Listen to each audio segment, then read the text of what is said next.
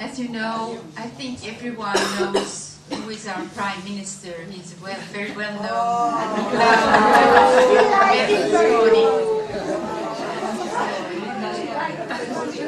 Yes, he likes women very much. Yes, so we have a very right-wing and male chauvinist and racist government in Italy now. And it's not, well, you could laugh about it if you don't have him as a prime minister, but he is really representing an evolution towards right-wing mentality, male chauvinism, racism in Italian society. It's really very bad. I'm not going into the economical and social issue, which it's the same as all over Europe. Especially they are cutting down on social services, on education especially. There's a big attack, cutting on full employment for and full-time school, especially for the primary school. So they're cutting enormously number of jobs, and that affects, of course, women primarily in elementary school, primary school. And it also makes that there will be only the school time in the morning. So in the afternoon, children are at home, and there is very insufficient child care in Italy.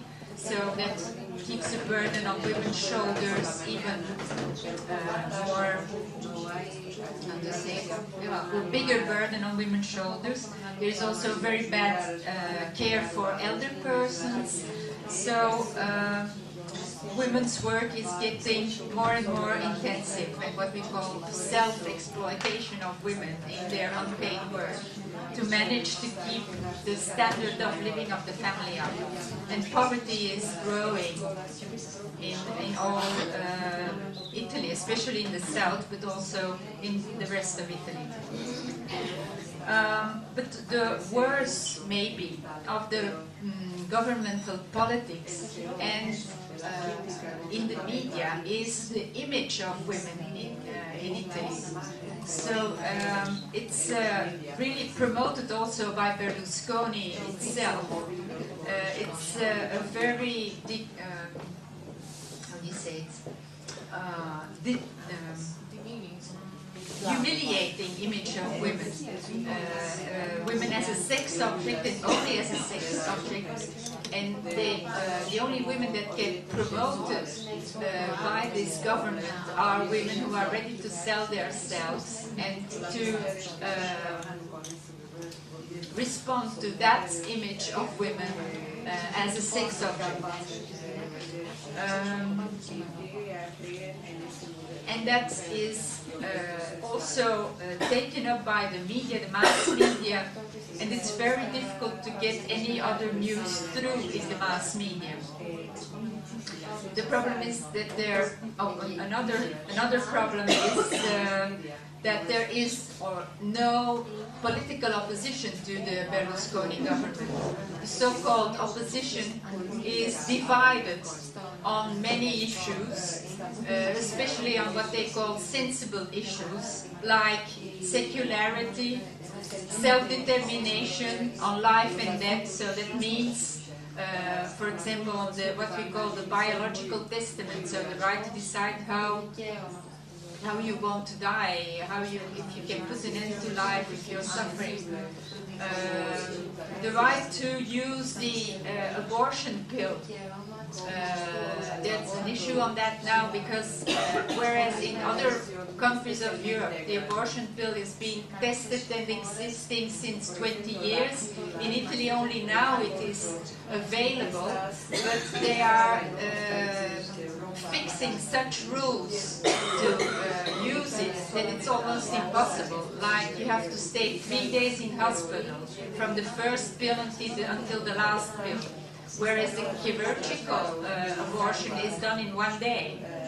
So, well, I'm not going into the details, but on all these things there are attacks going on against women's rights. And the problem is, and also on the question of homosexual marriage, or even not marriage, but something like PAX in France, I don't know how it's in English. the living together as a couple normation. Yes, union of fact. There is no way of recognition of homosexual couples in Italy. Of course, the fact that we have the Vatican in our country contributes to all this. There's a big alliance between the Vatican and this right-wing government.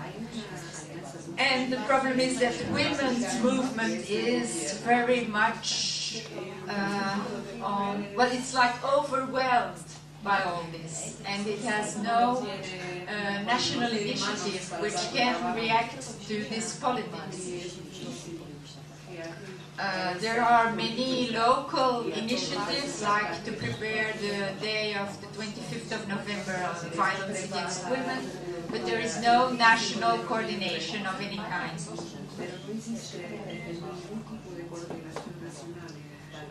As you know, also the World March of Women has not been able to make a national coordination. We have some groups in Rome, and we have one or two groups in Milan, and we have one trade union that has been in the march from the beginning, and which now my colleague is here to represent, Donatella, and she will bring back the results of this meeting. So we will start together.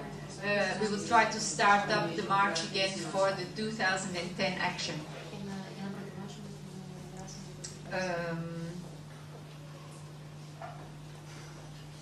There is one more small initiative that has been going on. You know, we hosted in Italy a meeting of the Iraqi social society that is resisting occupation and resisting ethnical violence.